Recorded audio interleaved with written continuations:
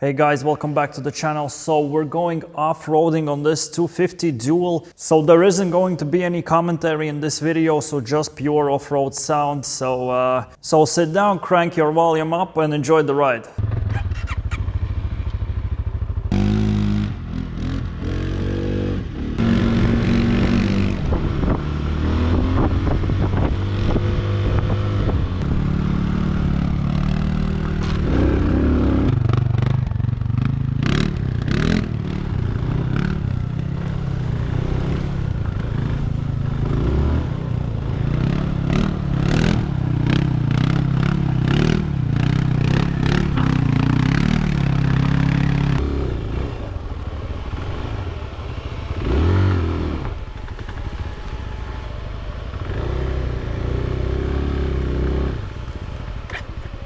Bă, dirta.